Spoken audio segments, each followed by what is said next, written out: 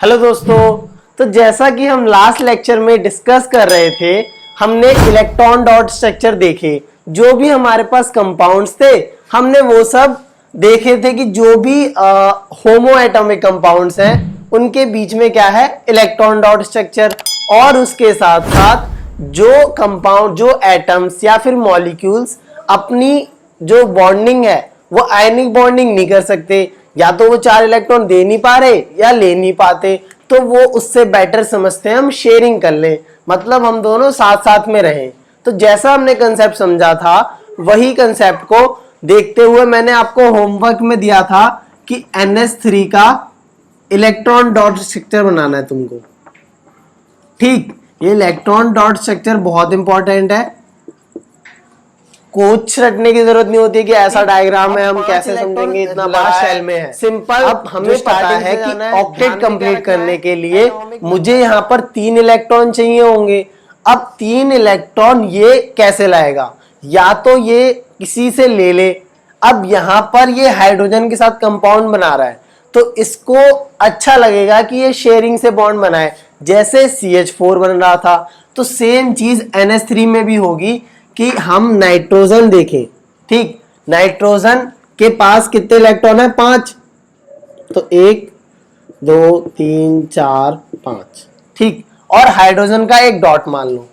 अब हाइड्रोजन का आ गया एक डॉट। ठीक, इसके एक एक इलेक्ट्रॉन के पास आ गया कि आ जाओ शेयरिंग करते हैं। कैसे करेंगे शेयरिंग? कि इसके पास एक इलेक्ट्रॉन है। अब क्योंकि हाइड्रोजन, याद करो, हाइड्रोजन को हीलियम जैसा बनना है। हीलियम के पास है 2 इलेक्ट्रॉन, हाइड्रोजन हीलियम जैसा बनना चाहता है कि वो अपना डुप्लेट पूरा कर ले। और नाइट्रोजन कैसा बनना चाहता है? जो नियॉन है उसकी तरह, कि लास्ट शेल में मेरे पे 8 इलेक्ट्रॉन हो जाए। तो अब ये करेंगे शेयरिंग। तो देखो, हाइड्रोजन ने इसके साथ शेयरिंग करी, ये नाइट्रोजन का एक इलेक्ट्रॉन, एक इसका इलेक्ट्रॉन डॉट से रिप्रेजेंट कर रहा है। ठीक है, तो जो डॉट से रिप्रेजेंट करा वो हाइड्रोजन का इलेक्ट्रॉन है, और जो क्रॉस से रिप्रेजेंट करा है वो नाइट्रोजन का इलेक्ट्रॉन है। ठीक, क्लियर कट माइंड में कंसेप्ट बनाने हैं। ठीक, ये शेयरिंग होगी। अब नाइट्रोजन का तुम देखो, इसके हाइड्रोजन के 2 इलेक्ट्रॉन तीनों के हो गए। अब मुझे नाइट्रोजन के 8 करने हैं, तो मैं इसकी शेयरिंग दिखाऊंगा ऐसे।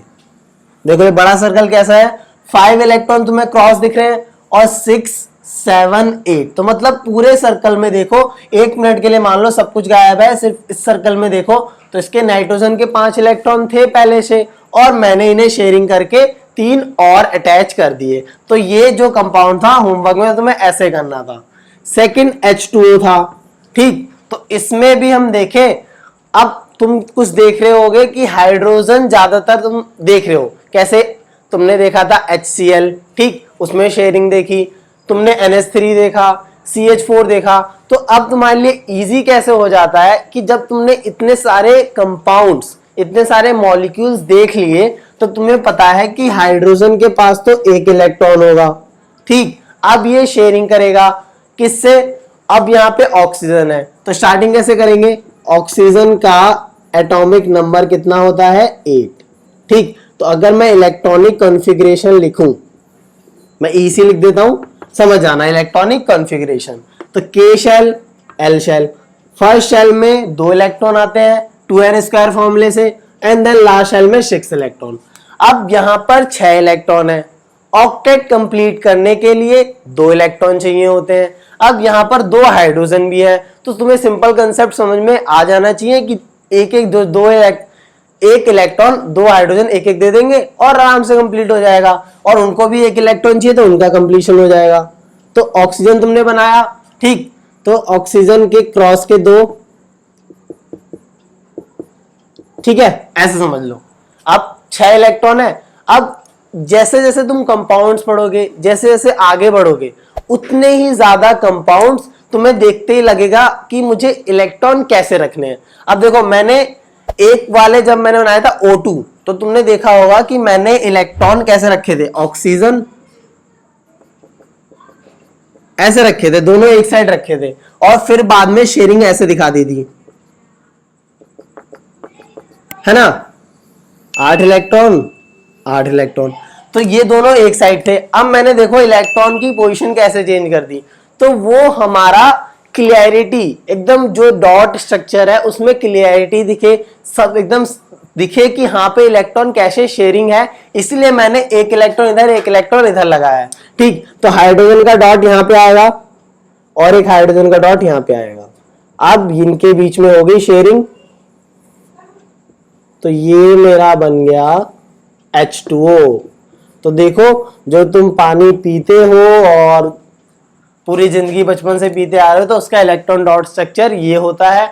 अब इसमें बहुत सारी रिएक्शंस है, ये सब भी हम देखेंगे लेटर पार्ट चैप्टर में, या जो जो नई चीजें होती है। अभी इतना समझो कि H2O का जो इलेक्ट्रॉन डॉट स्ट्रक्चर है कि कैसे हो रहा है, कि ये 6 इलेक्ट्रॉन है, तो 2 इलेक्ट्रॉन कैसे आए, इनने शेयर करा, हाइड्रोजन ने एक करा, हाइड्रोजन ने एक करा, ये 2 इलेक्ट्रॉन एक्स्ट्रा आ गए और 6 पहले से थे। और हाइड्रोजन के लिए तो सिंपल, एक इलेक्ट्रॉन 2 इलेक्ट्रॉन हो गए। और जो थर्ड कंपाउंड था वो मेरे पास था CO2। ठीक, इसको लिखते जाना क्योंकि तुमने होमवर्क कर लिया और सेम आया तो बहुत अच्छी बात है, क्योंकि इलेक्ट्रॉन डॉट स्ट्रक्चर क्लियर हो जाता है तो आगे का समझने के लिए तुम्हें बहुत आसानी हो जाती है कि कैसे बॉन्डिंग हो रही है या कैसे शेयरिंग ऑफ इलेक्ट्रॉन हो रहा है। तो जो थर्ड कंपाउंड था वो CO2 था। अब CO2 में तुम देखो कि ऑक्सीजन और कार्बन है। अब कार्बन के पास 4 इलेक्ट्रॉन उसे चाहिए शेयरिंग के लिए, है ना, क्योंकि अब इतने कंपाउंड तुमने देख लिए। तो कार्बन की हम बात करें तो एटॉमिक नंबर उसका है 6। अब इलेक्ट्रॉनिक कॉन्फ़िगरेशन अगर मैं लिखूं तो Kl2 4, 4 इलेक्ट्रॉन चाहिए। और दूसरी साइड पे मेरे को ऑक्सीजन दे रखा है। ऑक्सीजन का तो अभी तुमने देखा एटॉमिक नंबर 8 और इलेक्ट्रॉनिक कॉन्फ़िगरेशन क्या, Kl2 और 6। अब इसे 2 इलेक्ट्रॉन यहां पे चाहिए। ठीक, अब ऑक्सीजन के देखो 2 एटम है और कार्बन के भी 1 एटम है। इसका मींस कि कार्बन को 4 इलेक्ट्रॉन चाहिए और ऑक्सीजन को 2 इलेक्ट्रॉन चाहिए। तो ये अगर आपस में देखेंगे तो अगर ये इससे ले ले तो 4 इलेक्ट्रॉन इसके पास चले गए, तो इस पे 2 और 2 बचे, तो पॉसिबल नहीं है कि 4 इलेक्ट्रॉन चले जाएंगे। ये सब हमने देखा। फिर इन पे कंक्लूजन क्या आएगा कि शेयरिंग करते हैं। शेयरिंग कैसे करेंगे, देखो अब कार्बन तुमने देखा कि इसको 2 कितने चाहिए इलेक्ट्रॉन, 4। ठीक, तो 4 इलेक्ट्रॉन पहले से है इस पे, और यहां पर ऑक्सीजन था और उसको चाहिए 2 इलेक्ट्रॉन। तो देखो 2 इलेक्ट्रॉन ये रहे, 2 इलेक्ट्रॉन ये रहे और दूसरा ऑक्सीजन ये रहा। ठीक, दोनों साइड से आ गए, जैसे देखो H2O में था, है ना। अब ऑक्सीजन में मैंने डॉट से रिप्रेजेंट करना है इलेक्ट्रॉन।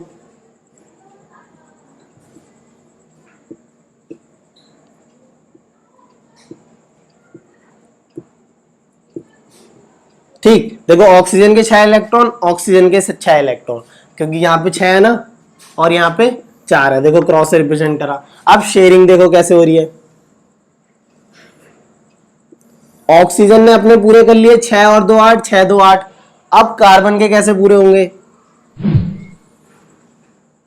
तो बात समझ में आई कि अगर हम इसको और थोड़ा पास पास कर दे दोनों को, ये डॉट आ गया और ये क्रॉस आ गया, सेम यहाँ पे क्रॉस और ये डॉट।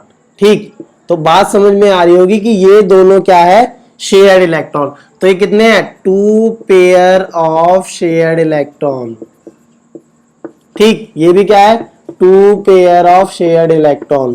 तो याद करो मैंने एक और कंसेप्ट समझाया था, कोवेलेंसी। कोवेलेंसी कहता है कि जितने शेयर्ड पेयर हैं इलेक्ट्रॉन के, वो कोवेलेंसी होती है। तो यहाँ पे कोवेलेंसी क्या होगी, 2, यहाँ पे कोवेलेंसी 2, और यहाँ पर देखो एक शेयर पेयर है। पेयर कैसे याद रखना है, पेयर ऑफ शूज होता है, हमेशा 2 जूते होते हैं। सेम यहाँ पर अगर पेयर है तो 2 जोड़ी हो गया, मतलब एक जोड़ी है 2 है, तो यानी कि एक होगी कोवेलेंसी, यहां पर होगी एक कोवेलेंसी। तो एक कोवेलेंसी है, यहाँ पे 2 और 2 कोवेलेंसी है। तो ये कंसेप्ट था तुम्हारा कोवेलेंसी का। तो होमवर्क कंप्लीट हो गया। अब आगे बढ़ते हैं चैप्टर में।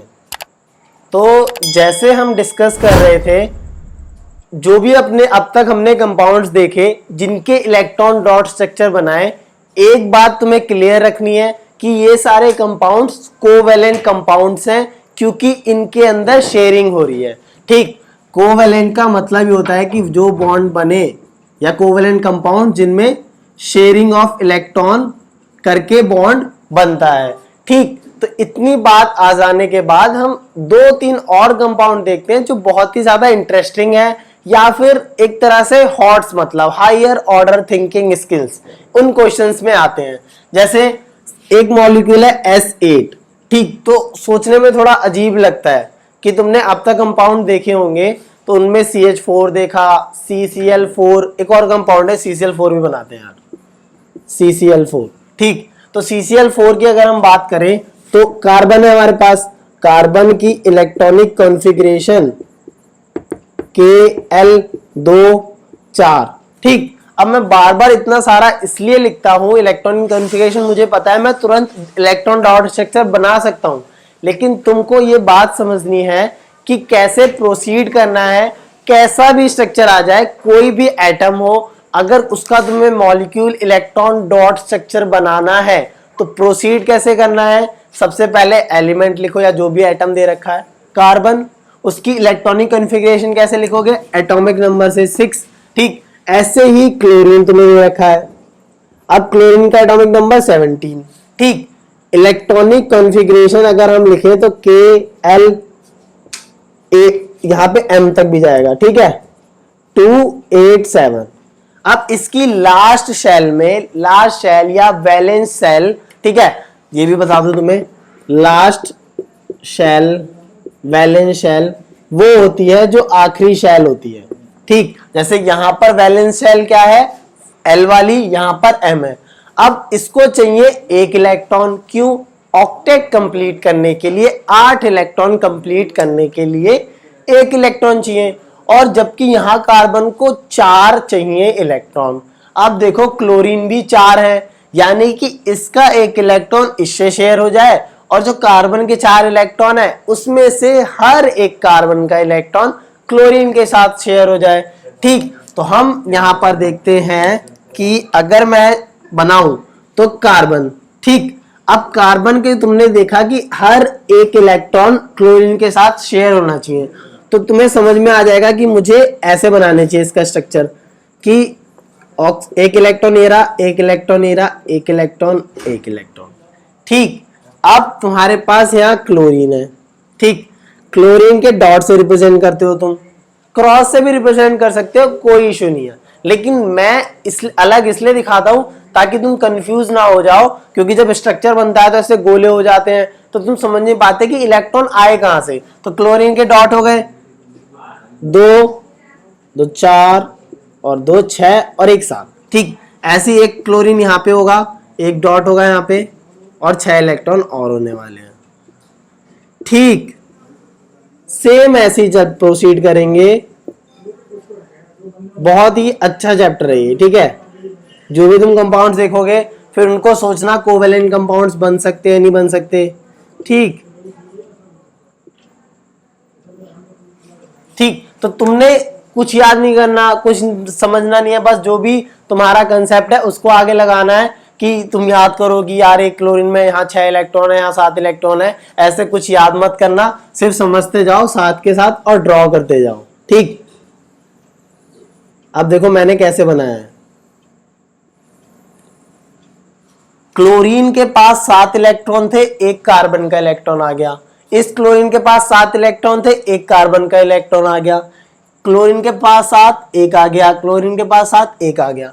सबके पास ऑक्टेट एकदम मस्त कंप्लीट हो गया। ठीक, अब कार्बन को क्या चाहिए, 4 इलेक्ट्रॉन और चाहिए थे, तो मैंने कार्बन के लिए इसको थोड़ा सा ऊपर कर लेते हैं, है ना, ताकि इसको भी तो इलेक्ट्रॉन चाहिए कि थोड़ा सा शेयरिंग में तू भी आ जा। बात समझ में आई।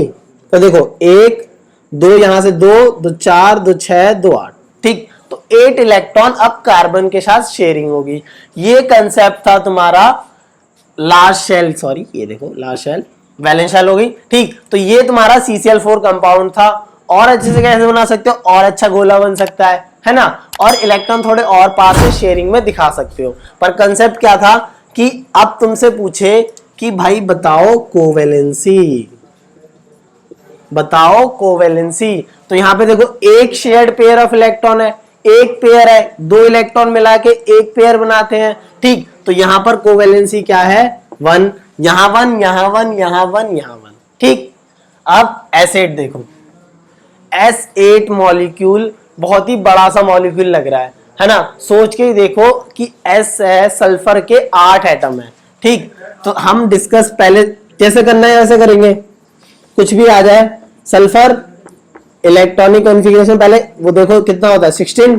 तो इलेक्ट्रॉनिक कॉन्फ़िगरेशन अगर तुम लिखोगे K shell L shell 2 8 M shell 6, last shell में है 6 इलेक्ट्रॉन, 2 इलेक्ट्रॉन चाहिए होंगे।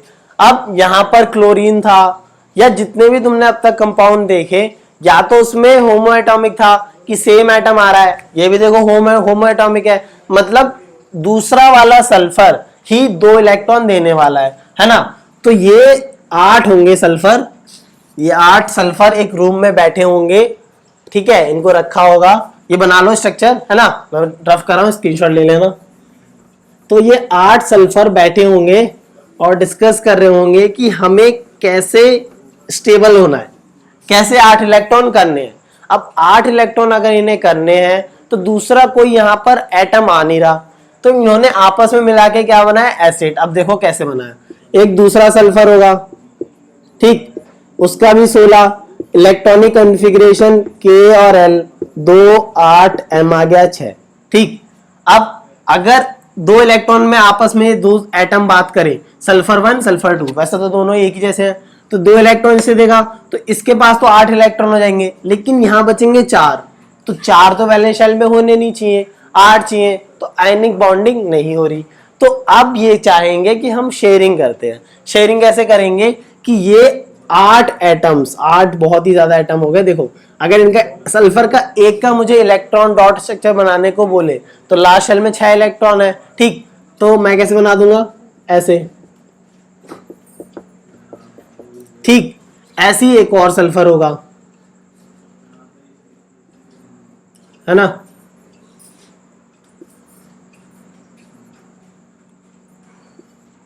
तो कितने हो गए, 4 3 3 6 7 और 1 8, ठीक। अब ऐसे ही 8 सल्फर तुम्हें दिख गए। अब इनमें अरेंजमेंट मैंने कैसे करा है वो तुम्हें समझना है।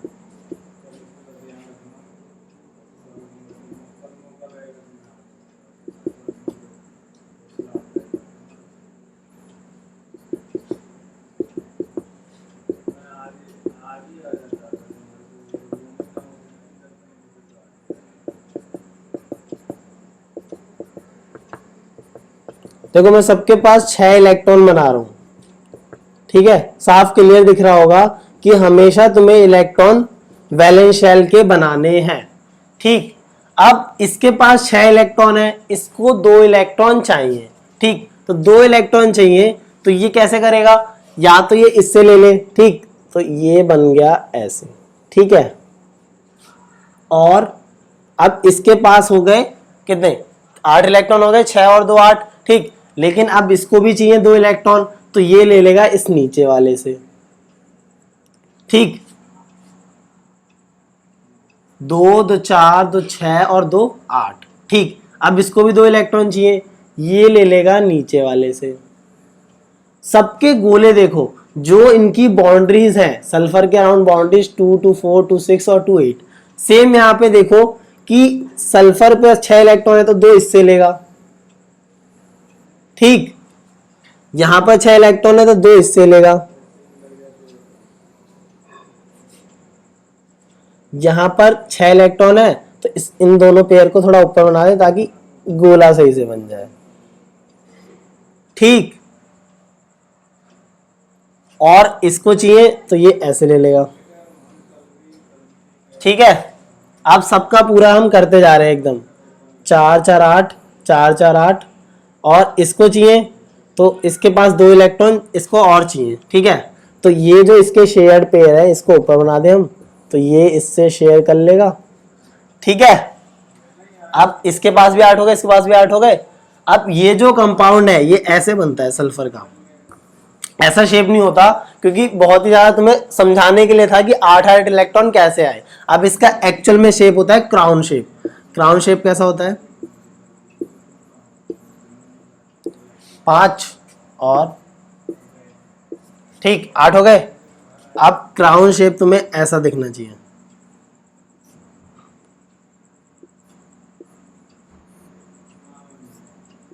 ठीक, तो थोड़ा क्राउन शेप कैसा लग रहा होगा कि ये तुम्हारा पार्ट है और इसमें क्राउन जैसा बन रहा है कि अगर मैं इसको ऐसे बना दूं, अब 1 मिनट को भूल जा कि यहाँ पे सल्फर नहीं है। ठीक, तो ये बन गया क्राउन शेप। तो ऐसा होता है एसिड का मॉलिक्यूल।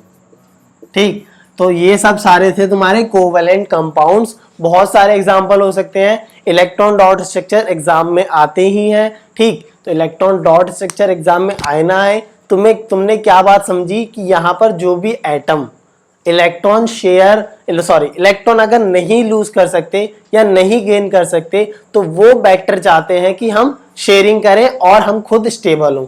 तो ये था सारा शेयरिंग का कंपाउंड।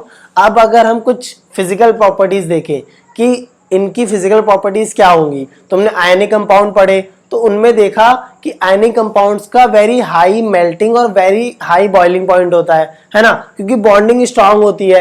अब अगर कोवेलेंट कंपाउंड्स में हम कोवेलेंट कंपाउंड्स की बॉन्डिंग की बात करें कि कोवेलेंट कंपाउंड्स में जो बॉन्डिंग होती है वो कंपैरेटिवली वीक होती है आयनिक बॉन्ड से। क्यों? क्योंकि आयनिक बॉन्ड में क्या इलेक्ट्रॉन लूज और गेन का कंसेप्ट है, यहाँ पे शेयरिंग हो रही है, तो कहीं ना कहीं ये जो बॉन्ड है आपस में टूट सकते हैं। तो कोवेलेंट बॉन्ड वीकर होते हैं कंपेयर टू आयनिक बॉन्ड। तो उसी की वजह से कुछ हम यहाँ पर प्रॉपर्टीज देखते हैं कोवेलेंट कंपाउंड्स की क्या होती है। तो अभी तक तुमने जितने भी कोवेलेंट कंपाउंड्स देखे वो उन सब में देखा कि शेयरिंग हो रही थी इलेक्ट्रॉन की। तो अगर मैं प्रॉपर्टीज की बात करता हूं कि प्रॉपर्टीज क्या होती हैं कोवेलेंट कंपाउंड्स की, देखो जब थ्योरेटिकल बात पे आते हैं, तुमने स्ट्रक्चर ड्रॉ कर लिए तो कुछ चीजें हमें खुद पता लगनी चाहिए कि कुछ चीजें हम खुद ऑब्जर्व करें, क्या इन्फेर कर सकते हैं इन सब शेयरिंग से। लेकिन बच्चे क्या करते हैं, वो ये जो पॉइंट्स लिखे मैंने उनको रट लेंगे, उनको वर्ड का मतलब नहीं पता, वर्ड्स उन्होंने लिख दिया, एग्जाम में लिख दिया, रट के लिख दिया, एकदम पूरे मार्क्स आ गए, पर उन्हें पता नहीं वर्ड्स का मतलब कि एक्चुअल में उसका मीनिंग क्या है। या डेली लाइफ में वो वर्ड किसी जब वो किसी प्रोडक्ट को कंज्यूम कर रहे हैं उसमें हो या फिर किसी और चीज में, तो उन्हें उसका कुछ अता पता नहीं होता। तो मतलब क्रैम लर्निंग का रट्टाफिकेशन चलता है। तो मैं आपसे यहाँ पे यही बता रहा हूं कि जो भी तुमने पढ़ा है उसको लिंक करो जो ये प्रॉपर्टीज है। कैसे कि कोवेलेंट कंपाउंड्स, पहले क्या डेफिनेशन सिंपल समझ में आ रही होगी कि कोवेलेंट कंपाउंड्स वो होते हैं जिनमें कोवेलेंट बॉन्ड होते हैं। और कोवेलेंट बॉन्ड क्या था? जो बनता हो शेयरिंग ऑफ इलेक्ट्रॉन से। ठीक, ये बात इतनी समझ में आ गई। तो हम प्रॉपर्टीज की बात करते हैं। ठीक, तो प्रॉपर्टीज में कोवेलेंट कंपाउंड्स का लो मेल्टिंग पॉइंट और लो बॉइलिंग पॉइंट होता है। तो देखो अब बच्चे इस बात को रट लेंगे कि मेल्टिंग पॉइंट लो होता है और बॉइलिंग पॉइंट लो होता है, पर उन्हें एग्जैक्ट मतलब नहीं पता कि मेल्टिंग पॉइंट जब कोई सॉलिड मेल्ट करके जाए लिक्विड फेज में या लिक्विड स्टेट में अपनी, है ना, ये 9th का कंसेप्ट था। तो उन्हें तुरंत लिंक हो जाना चाहिए था कि अगर कोई सॉलिड कोवेलेंट कंपाउंड है ना, तो अगर वो चेंज हो रहा है लिक्विड में तो उसका मेल्टिंग पॉइंट क्या है, किस टेम्परेचर पे वो मेल्ट कर रहा है। ठीक, ऐसे ही बॉइलिंग पॉइंट का क्या कि जब उसके वेपर्स लिक्विड स्टेट में था वो, अब उसके वेपर्स एटमॉस्फेरिक प्रेशर के साथ मैच कर जाए तो वो मेरा बॉइलिंग पॉइंट था। या फिर सिंपल टर्म्स में कि जब हमारा लिक्विड स्टेट से वेपर स्टेट में जाने लगे जो कंपाउंड है वो मेरा बॉइलिंग पॉइंट। तो ये लो होता है। लो किसके कंपैरिजन? आयनिक बॉन्ड से। क्यों? क्योंकि इनके बीच में small intermolecular forces of attraction होता है। ठीक, अब एक कंपाउंड तुमने देखा था NaCl, ठीक है, उसमें देखा तुमने कि Na का एक इलेक्ट्रॉन Cl पे जा रहा था, तो ये बहुत अच्छी स्ट्रॉन्ग बॉन्डिंग बनाते हैं। ठीक है, अब इस बात को ऐसे समझ लो, एकदम सिंपल लेमैन से समझते हैं कि तुम्हारे पास एक ये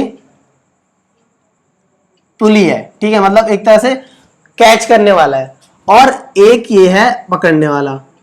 तो अगर इनके बीच में ऐसा बॉन्ड बने, ठीक है, तो अगर मैं यहां से स्ट्रेच करूं तो क्या निकल सकता है, ये दोनों स्टक हो जाएंगे। सिंपल समझा रहा हूं लेमन में, ऐसा कुछ नहीं होता पर बता रहा हूं मैं, ठीक। तो Na का एक इलेक्ट्रॉन इसमें गया तो कुछ ऐसा बॉन्ड बना होगा आयनिक में, ठीक, समझो कंसेप्ट बनाओ, ठीक। तो ये आपस में क्या स्टक हो जाएंगे, तो स्टक हो गया।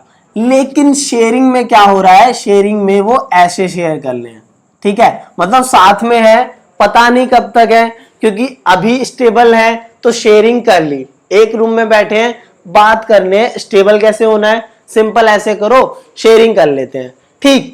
अब इतनी बात हो जाने के बाद तो तुम्हें समझना है कि इनके बीच में small intermolecular forces of attraction होता है, ठीक। इसका मींस कि इंटरमोलिकुलर फोर्स ऑफ अट्रैक्शन एक होता है इंट्रामोलिकुलर, है ना। तो इसको अलग से कंसेप्ट देखते हैं, क्योंकि अगर तुम्हारा 10th में बेस अच्छा हो गया तो तुम जब 11th या 12th में जाओगे और नीट और जेईई ऐसे एग्जाम दोगे तो केमिस्ट्री में बहुत सारी चीजें सोचनी होती है या फिर याद करनी होती है, तो कुछ याद करने का नहीं होता, सब कंसेप्ट होते हैं। तो मैं उसकी भी वीडियोस लाऊंगा, लेकिन अभी समझो कि इंटरमोलिकुलर फोर्सेस क्या होते हैं, कि जैसे मेरे पास कंपाउंड है H2O और दूसरा है H2O, तो इनके बीच में क्या है, फोर्सेस ऑफ अट्रैक्शन, ठीक। कैसे कि तुमने वाटर देखा है, particles of matter have attraction in them, है ना, दे आर अट्रैक्ट करते एक दूसरे को। तुमने समझा था ये 9th क्लास में कि जो पार्टिकल्स होते हैं मैटर के वो एक दूसरे को अट्रैक्ट करते हैं, particles of matter attract each other, है ना, ये बात समझी थी। तो वही H2O है, ये एक मैटर है ना, अभी मैटर समझो 9th क्लास से, तो ये आपस में अट्रैक्शन होगा, क्योंकि अगर एक ग्लास ऑफ वाटर है तो उसके अंदर H2O के कई लाख करोड़ मॉलिक्यूल्स होंगे, ठीक है। अब H2O के मॉलिक्यूल्स हैं पर तुम्हें अलग अलग नहीं दिखते, ये बात क्लियर है। अगर मैं शुगर के क्रिस्टल्स लूं तो तुम्हें अलग अलग दिखेंगे कि ये शुगर के क्रिस्टल्स घूम रहे हैं, डिसॉल्व नहीं, सिर्फ ग्लास में पड़े हुए। ये हो गया ग्लास, अब इसमें डॉट डॉट डॉट डॉट तुम्हें दिखेगा कि शुगर के क्रिस्टल्स हैं। लेकिन जब मैं वाटर की तरफ देखूं तो वाटर में तो मुझे नहीं दिख रहे, यानी कि इनके बीच में इंटरमोलिकुलर फोर्सेस ऑफ अट्रैक्शन क्या है, थोड़ा बहुत स्ट्रांग है शुगर से, ठीक। तो ये आपस में ऐसा कोहेसिव नेचर दिखाते हैं, ये सब हमने पढ़ा था, ठीक है। अभी बात कितनी है इंटरमोलिकुलर फोर्सेस की, तो कि दो मॉलिक्यूल्स हैं कोवेलेंट कंपाउंड्स के, जैसे CH4 और एक दूसरा CH4, तो इनके बीच में जो मॉलिक्यूलर अट्रैक्शन है या फोर्स ऑफ अट्रैक्शन है वो कम है। मान लो ये एक CO2 है, ये दूसरा CO2 है। अब इनके बीच में, इसमें CO2 की बॉन्डिंग तुमने समझ ली कि कैसे शेयर्ड होते हैं इलेक्ट्रॉन, कार्बन का 2 इलेक्ट्रॉन और ऑक्सीजन के 2 इलेक्ट्रॉन शेयर्ड होते हैं, इलेक्ट्रॉन डॉट स्ट्रक्चर समझा। अब ये CO2 तुम्हारे पास बन के तैयार है और ये दूसरा CO2 है, एक एटम थोड़ी ना हुआ उस कमरे में जब बात कर रहे होंगे, तो ये दूसरा CO2 है। अब इनके बीच में अट्रैक्शन वो बताएगा कि बॉइलिंग पॉइंट क्या है और मेल्टिंग पॉइंट क्या है, ठीक। तो ये बात क्लियर रखो, मैं जरूर इंटरमोलिकुलर और इंट्रामोलिकुलर डिस्कस करूंगा, पर अभी इस लेक्चर में हम प्रॉपर्टीज ऑफ कोवेलेंट कंपाउंड्स ही देखते हैं, ठीक। देन उसके बाद है second points, covalent compounds are generally poor conductors of electricity. इसका मींस कि covalent compounds generally poor conductor होते हैं इलेक्ट्रिसिटी के। क्यों? क्योंकि यहां पर जो इलेक्ट्रॉन है कोई गेन लूजिंग का कंसेप्ट नहीं है, यहां पे कंसेप्ट है शेयरिंग का, ठीक है।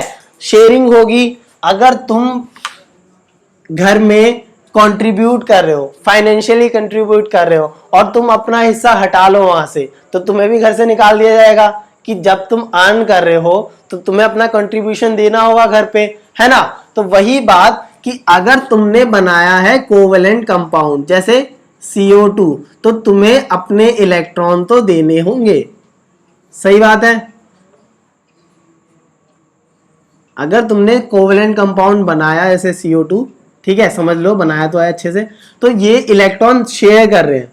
अगर तुमने बनाया है कोवेलेंट बॉन्ड, अगर तुम हो कोवेलेंट कंपाउंड, तुम्हें इलेक्ट्रॉन शेयर करने होंगे, तो यहां पर जो इलेक्ट्रॉन है वो फ्री नहीं है, कहां पर है, एक तरह से शेयर्ड है, तो इसलिए ये जनरली पुअर कंडक्टर्स होते हैं, जबकि आयनिक कंपाउंड्स में क्या होते हैं, ये कंडक्ट कर सकते हैं मोल्टन स्टेट में, है ना, या फिर कई जो होते हैं मेटल्स जो सॉलिड स्टेट में भी करते हैं। मोल्टन स्टेट का भी कंसेप्ट समझेंगे कि जब कोई सॉलिड फ्लो करता है या फिर मोल्टन पिघली हुई स्टेट में होता है। ठीक, third points, covalent compounds are volatile in nature.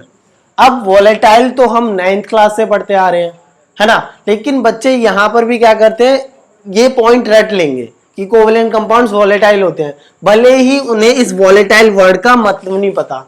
और जिस दिन वोलेटाइल वर्ड का मतलब पता चल गया, उसे रटना नहीं पड़ेगा, तुरंत उन्हें क्लियर हो जाएगा कि वोलेटाइल होता क्या है। तो याद करो, हमने 9th क्लास में चाय बनाई थी।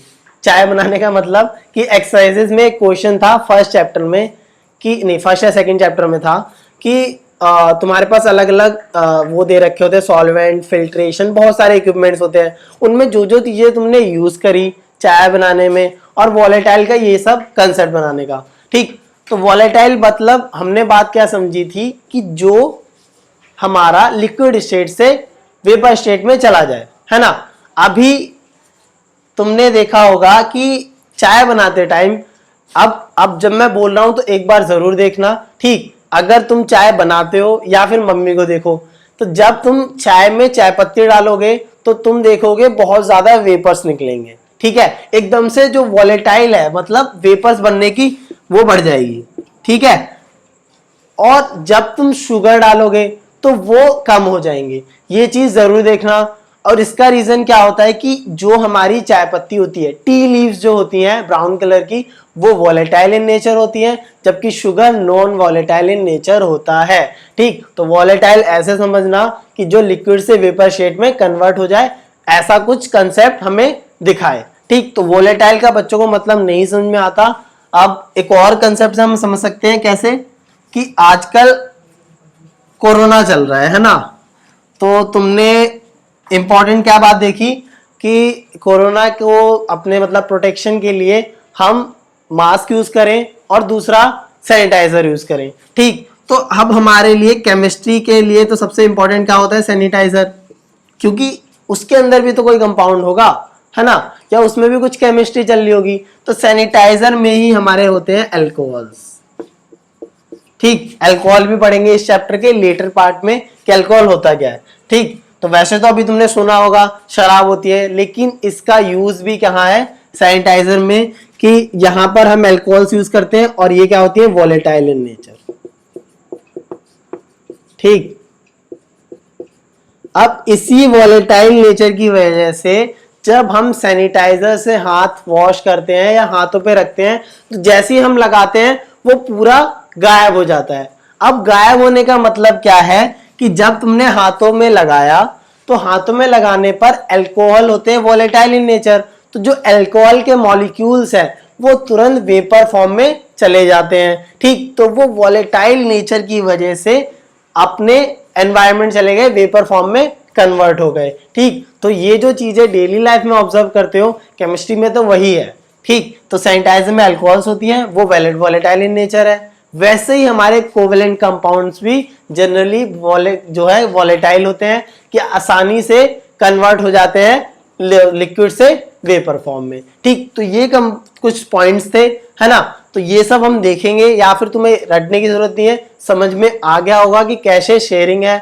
तो पुअर कंडक्टर, और वॉलेटाइल क्यों, क्योंकि इंटरमॉलिक्यूलर फोर्सेस ऑफ अट्रैक्शन इनमें कम है। अब आगे देखते हैं।